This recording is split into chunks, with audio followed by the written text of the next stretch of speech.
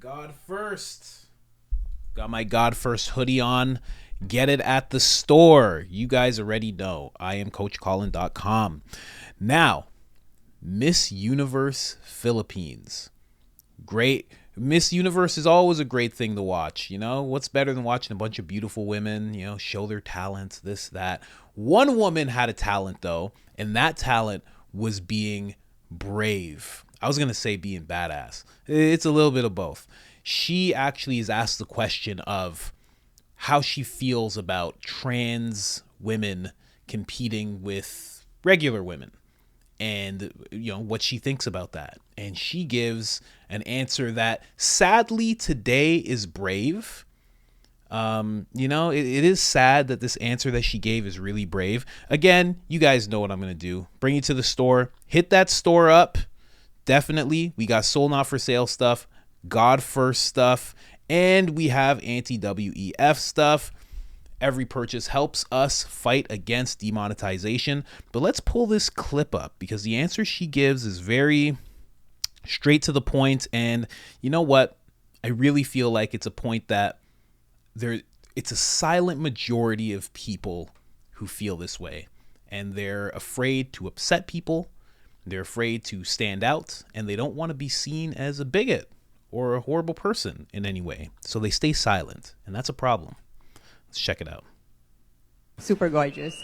So my question is, trans women athletes are now being allowed to compete in women's sports events in many international competitions.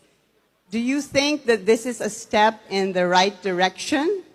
Why or why not?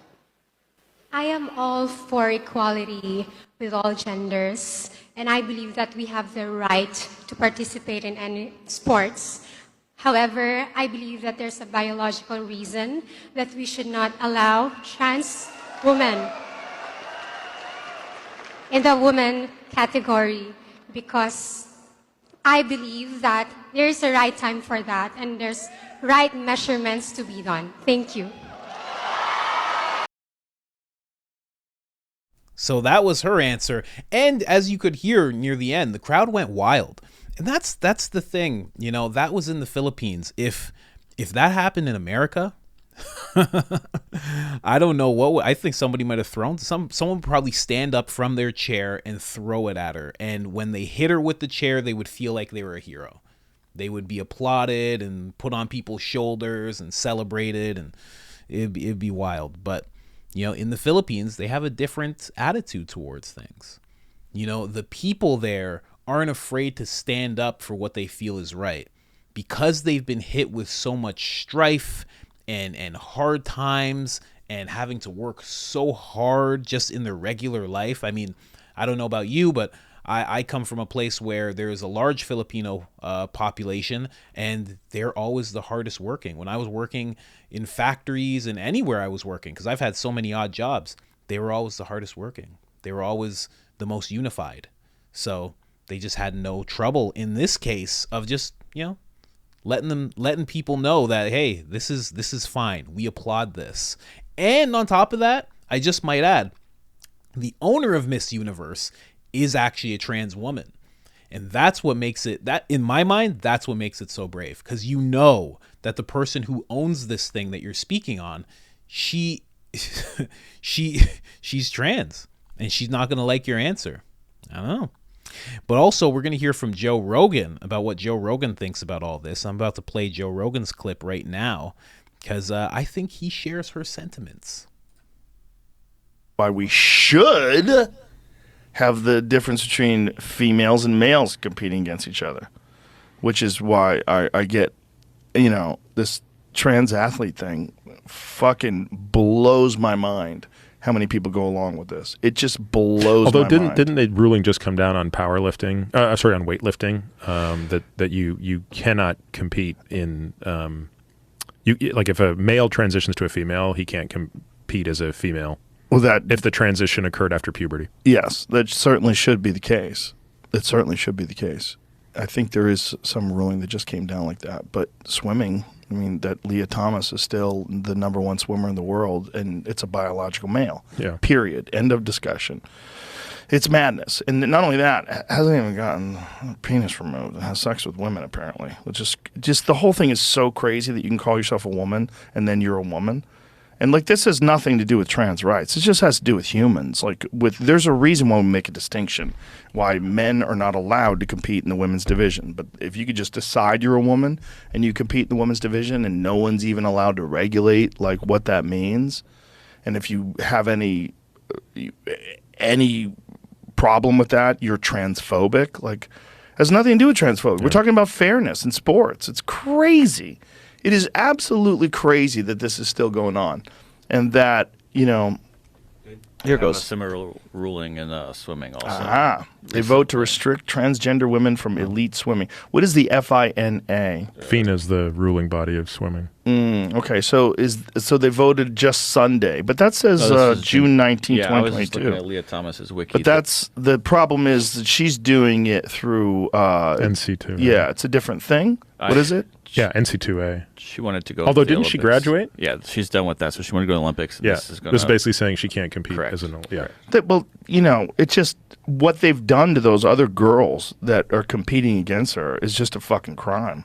It's horrible. Imagine if you're a biological woman, you are working your ass off. You are fully dedicated to being the best of the best. You're dotting all your I's and crossing all your T's. You are watching your diet. You're watching your recovery. You are fucking trying. And this person who just decides they're a woman with testosterone flowing through their body for their entire life just dominates you. Yeah. It's fucking maddening. And it's fucking maddening that we have gotten into this ideological battle, this cultural end of the road ideological battle where we're allowing that and where people will step up and virtue signal and defend this. That it like is as if it has anything to do with being compassionate and considerate and trans rights or LGBTQ plus AI, whatever the fuck it is, rights. It's nonsense. We are a society that needs a real problem, and we are fixating on these fucking very strange issues and deciding that we're going to correct all the inequities and inequality in the world by allowing these people to express their truth. And you're encouraging mental illness. You're encouraging virtue signaling. You're encouraging mass ideology, this ideological capture of an entire culture where people know things aren't true. You know it's not right. You know it's not accurate. You know it's not scientifically true. And yet people have to espouse these certain things because if they don't, they'll be labeled transphobic. I mean, it's fucking wild. And I never thought it was going to happen I think the word. Wow. So he just let it go. Tell me how you feel. He didn't hold back at all.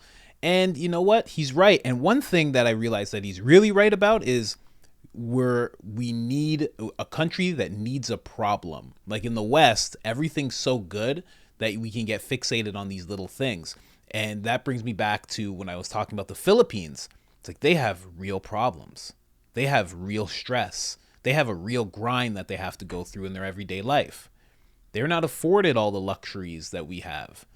So they look at things differently. They're willing to hoot and holler over somebody giving a very poised, well thought answer to a question, right? They're just like, yeah, that was good. That was good. Yeah. I feel this way. I feel the same way. Maybe some people don't feel the same way inside the crowd, but they're just not fixated on dumb problems like that. They're like, this is a good time. Miss Universe, we get to be in a place. It's air conditioned. This is fantastic. They're not soft. That's a good way to put it. And also what Joe said about like how people know it's not true. It's not true. It's not.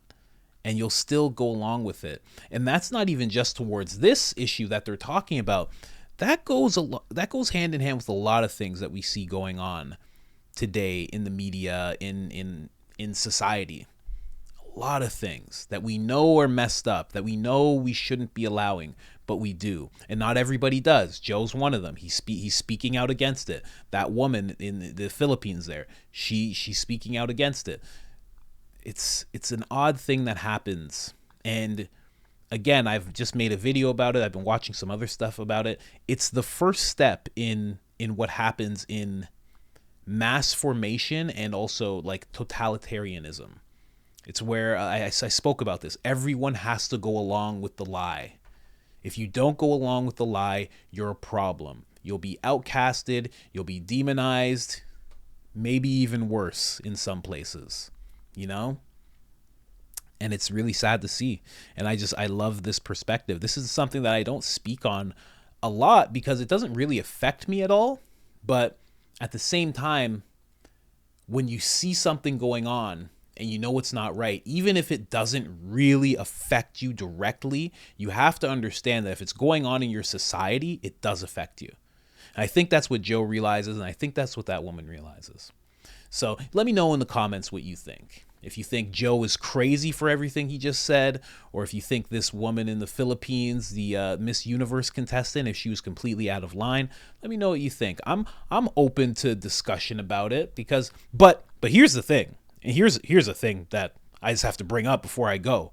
Like in the UFC, or I shouldn't say UFC, but in MMA, there was a trans woman who fought against a woman, and the trans woman was so strong. Men and women are different. And the trans woman was so strong, she actually fractured the woman's skull.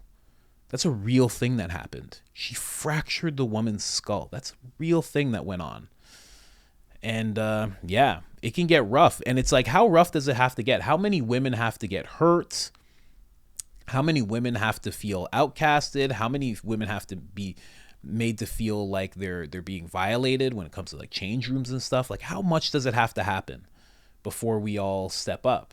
You know, it shouldn't have to go that far. So I like the fact that Joe's willing to speak about this, because he's been speaking about this for at least 5 years. At least 5 years he's been talking about this very vocally, and I'm glad to see it's spreading. You know, this woman was in the Miss Universe contest and she was willing to say this. Like, it's just great headway. But again, let me know what you think in the comments. Other than that, I'm out.